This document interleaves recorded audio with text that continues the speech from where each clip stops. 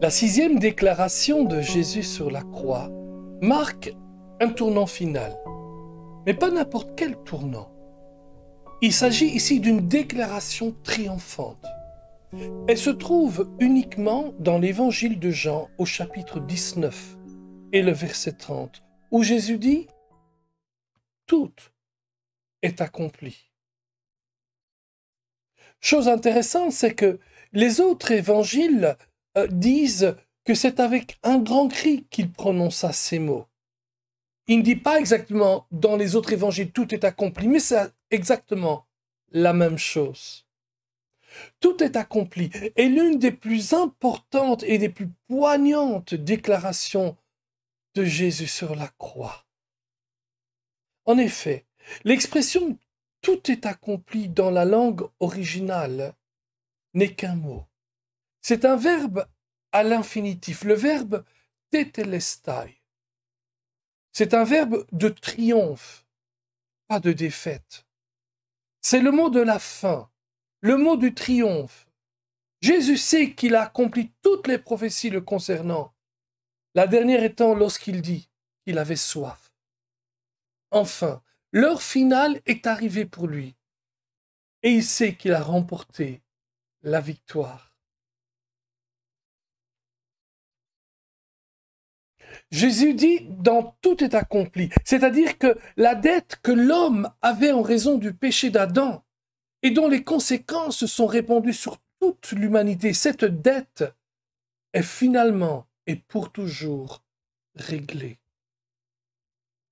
Avec son tout est accompli, Jésus dit non seulement qu'il enlève le péché de l'homme, mais qu'il l'éloigne aussi loin que l'Est est éloigné de l'Ouest. Le mot tetelestai en grec est en fait un terme de transaction. C'est ce que l'on écrivait sur une facture pour dire que tout était réglé. C'est le mot qui correspondrait à notre, aujourd'hui en tout cas dans nos factures, payé par acquis, ou payé en comptant, ou payé tout court. En d'autres mots, la facture est payée. C'est terminé, signé, scellé en raison du sang de Jésus. Le théologien John Giles, un théologien du temps de la Réforme, explique, il a dit « tout est accompli », c'est-à-dire que toute la volonté de Dieu, comme celle de s'incarner, d'être exposé à la honte et à l'opprobre, de souffrir beaucoup et de mourir, toute l'œuvre que son Père lui avait donnée à faire et la rédemption de la malédiction et de la condamnation, tout a été assuré. Le péché a été éliminé. Une expiation et une satisfaction complète ont été données pour lui. Un pardon complet a été accordé. La paix a été faite et la rédemption de toute iniquité a été obtenue. Tous les ennemis ont été vaincus. Tous les types, les promesses et prophéties ont été accomplies. Et le cours de sa propre vie a terminé. Oui, c'est à cet instant, en affirmant que tout est accompli, que Jésus prend les devants. Il annonce la libération à venir, celle qui viendra en vertu de sa mort, sa sépulture, sa résurrection et son ascension.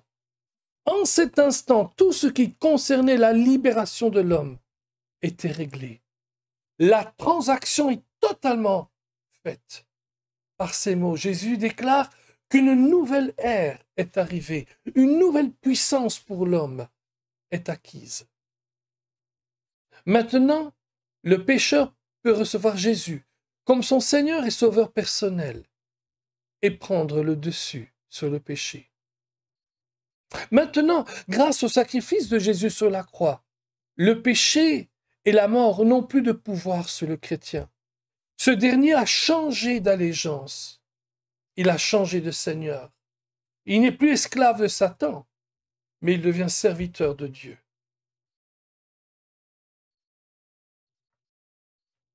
Serait-ce aussi de même pour vous? Avez-vous déjà pris la décision de vous détourner du diable et de suivre Jésus? Désirez-vous donner votre vie à celui qui a donné la sienne pour vous? Voyez-vous, en mourant sur la croix, Jésus a accompli les plans et les desseins de Dieu afin que vous puissiez obtenir la vie abondante. L'ennemi de votre âme, ce n'est pas Dieu, mais le diable. Jésus le dit très bien. Le voleur ne vient que pour voler, égorger et dérober. Mais moi, dit-il, Jésus, je suis venu afin que vous ayez la vie abondante. Alors, quelle est la décision que vous prendrez? Êtes-vous prêt? Si vous êtes prêt, alors priez cette prière avec moi et dites, cher Dieu,